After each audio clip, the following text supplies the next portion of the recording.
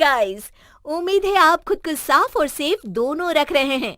बहुत जरूरी है हम सबका इस वायरस से बचना, जागरूक रहना और इससे जुड़ी हर खबर के बारे में पता होना। इसलिए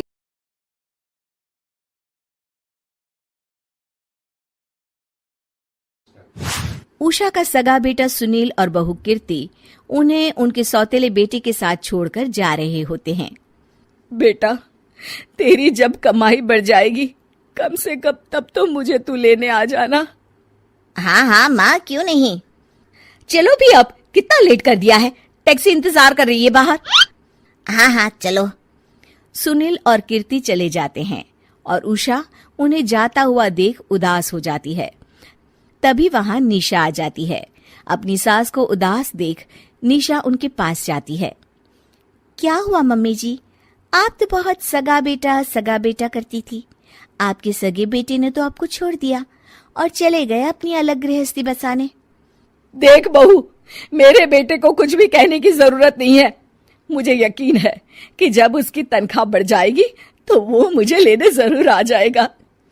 हाँ, ये भी देख लेंगे कि वो लोग आपको वापस लेने आते हैं या नहीं।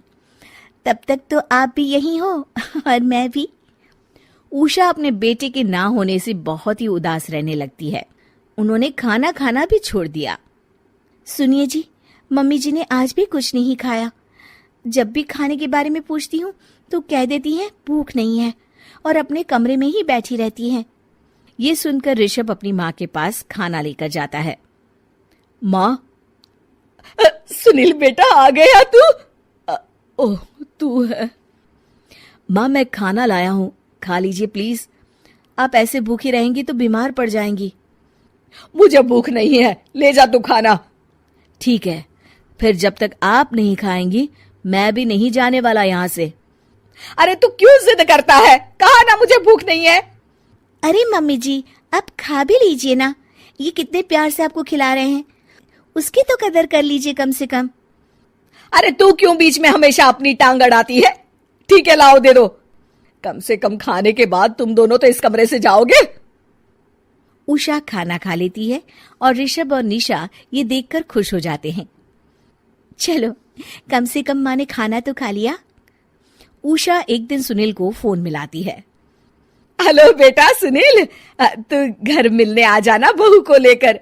कितने दिन हो गए, बहुत मन कर रहा है मेरा। हाँ हाँ ठीक है माँ, ऑफिस में बहुत काम है, टाइम मिला तो आ जाऊंगा।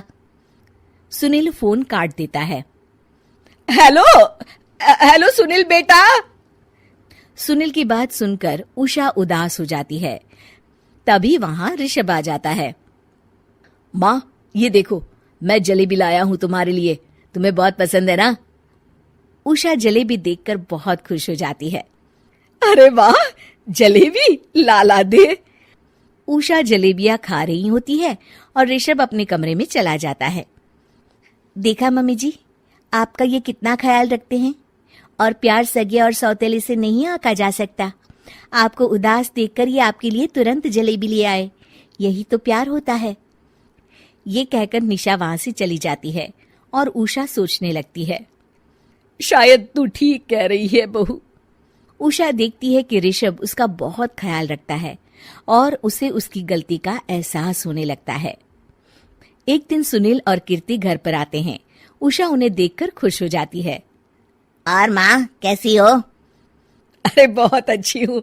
ऋषभ और बहू मेरा बहुत ख्याल रखते हैं।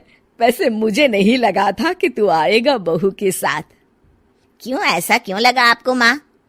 बेटा, फोन पर तूने कहा था कि तुझे बहुत काम है। हाँ माँ, पर मुझे ये भी तो पता था ना कि मेरी माँ इंतजार कर रही होगी मेरा।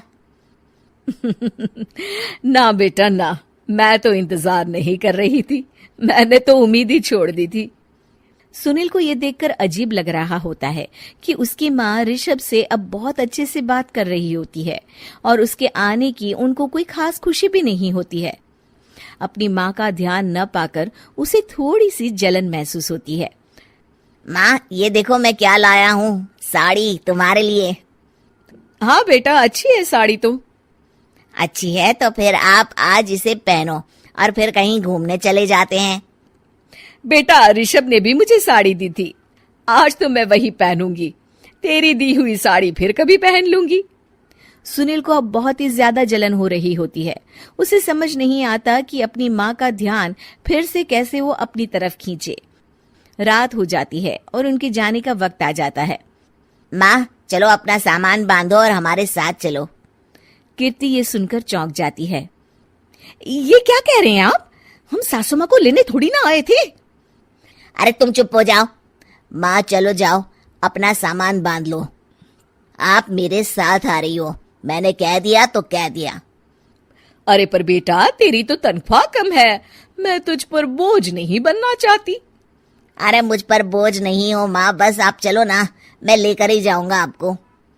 नहीं बेटा, अब मैं नहीं आना चाहती। मैं तो अब ऋषभ और बहू के साथ ही रहूंगी। ये सुनकर ऋषभ चौंक जाता है। ये क्या कह रही हो माँ? हाँ बेटा, मैं कहीं नहीं जाने वाली अब। माँ अब सच में नहीं जा रही? नहीं बेटा, मैं तो तेरे पास ही रहूंगी अब, और जो प्यार मैं तुझे नहीं दे पाई वो सब दूंगी बेटा। ऋषभ और उसकी माँ गले मिलते हैं और निशा खुश हो जाती है।